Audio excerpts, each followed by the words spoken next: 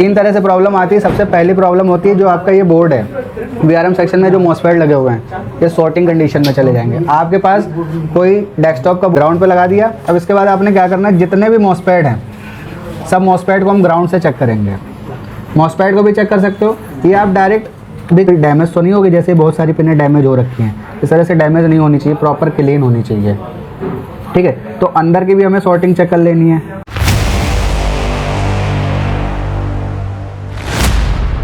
तो आपका ABC institute में स्वागत है। जैसा कि आज हमारे पास एक डेस्कटॉप का मदरबोर्ड है जो क्लास चल रही है और डेस्कटॉप की हॉट टेस्टिंग की चल रही है। हॉट टेस्टिंग यानी कि जो बोर्ड में सप्लाई है वो कैसे कैसे बनती है और कहाँ पे बनती है। और जो हम आज करेंगे वो वीआरएम सेक्शन करेंगे। वीआरएम यानी कि वोल्टेज रेगुलेटर मॉड्यूल, इसको हम चेक करेंगे। आइए देखते हैं कि किस तरह से सप्लाई बनती है वीआरएम सेक्शन। ठीक है, तो वीआरएम सेक्शन से दिक्कत क्या क्या आएंगी सबसे पहले हम ये समझते हैं। इससे दिक्कत जो आएगी, आपका जो मदरबोर्ड होएगा अगर वीआरएम सेक्शन सॉर्टिंग कंडीशन में होगा, वीआरएम सेक्शन सॉर्टिंग कंडीशन में होगा तो वीआरएम सेक्शन में क्या होता है कि वीआरएम सेक्शन में तीन तरह से प्रॉब्लम आती हैं। तीन तरह से प्रॉब्लम आती है। सबसे पहली प्रॉब्लम होती है जो आपका ये बोर्ड है वीआरएम सेक्शन में जो मॉसफेट लगे हुए हैं ये सॉर्टिंग कंडीशन में चले जाएंगे। आपके पास कोई डेस्कटॉप का बोर्ड आएगा, वो बोलेगा भैया मैं सिस्टम को ऑन तो कर रहा हूँ बट जो यहाँ पे फ़ैन लगा होता है वो हल्का सा घूम के बंद हो रहा है, यानी कि आपकी 12 वोल्ट में सॉर्टिंग है। अब आपके 12 वोल्ट में अगर सॉर्टिंग है तो आप उसको कैसे निकालोगे? आपने करना क्या है, ये ATX 12 वोल्ट कनेक्टर होता है, यहाँ पर SMPS की ये वाली वायर लगती है 12 वोल्ट की। आपने क्या करना है, इस 12 वोल्ट कनेक्टर को यहाँ से रिमूव कर देना है और रिमूव करने के बाद फिर सिस्टम को ऑन करना है। अगर इसको रिमूव करने के बाद फ़ैन प्रॉपर चल जाता है, सिस्टम में डिस्प्ले नहीं आएगी क्योंकि हमने वीआरएम सेक्शन की सप्लाई तो निकाल ली है। फ़ैन प्रॉपर चल जाएगा तो यानी कि सॉर्टिंग कहाँ थी, वीआरएम सेक्शन में। फिर इसको लगाओगे फ़ैन बंद हो जाएगा। तो इस तरह से हम आइडेंटिफाई करते हैं कि हमारे वीआरएम सेक्शन में प्रॉब्लम थी। अब वीआरएम सेक्शन में ये जो प्रॉब्लम होती है इसको हम बोलते हैं सॉर्टिंग की प्रॉब्लम।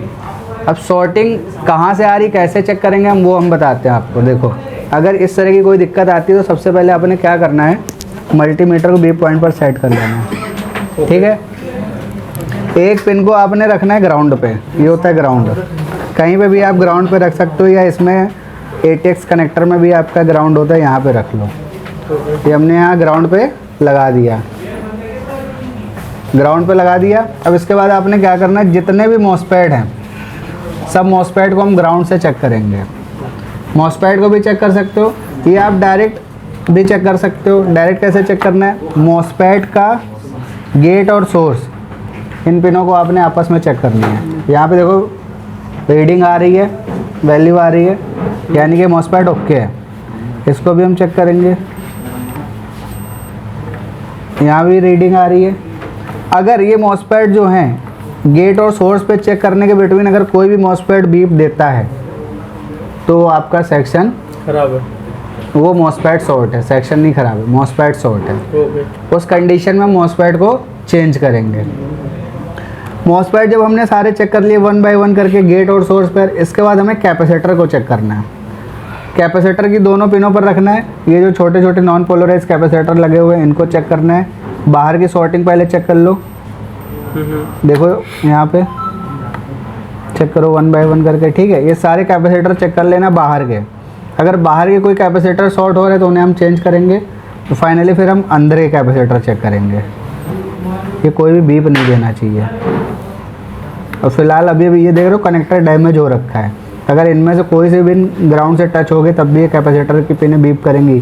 तो अगर बोर्ड सॉर्टिंग में है ना तो ये प्रोसेसर की पिनों को भी हमें चेक करना है एक बार कि कहीं कोई डैमेज तो नहीं होगी। जैसे बहुत सारी पिनें डैमेज हो रखी हैं, इस तरह से डैमेज नहीं होनी चाहिए, प्रॉपर क्लीन होनी चाहिए। ठीक है, तो अंदर की भी हमें सॉर्टिंग चेक कर लेनी है, यानी कि बाहर भी कोई सॉर्टिंग नहीं है और अंदर भी कोई सॉर्टिंग नहीं है। तो इसका मतलब ये हुआ कि हमारी 12 वोल्ट वाली लाइन में भी कोई सॉर्टिंग नहीं है क्योंकि इनपुट कितनी आती है 12 वोल्ट।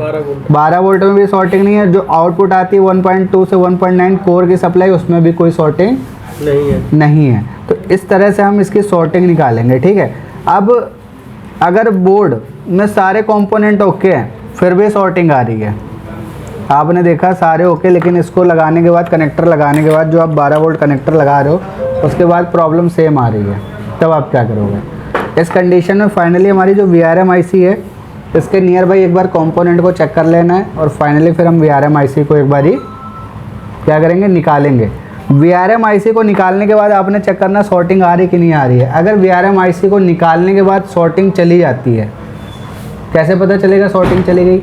कनेक्टर लगाओगे, फ़ैन प्रॉपर चलेगा।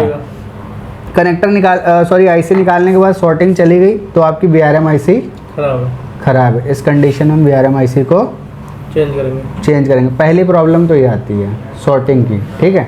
तो इसको हम इस तरह से रिपेयर करेंगे।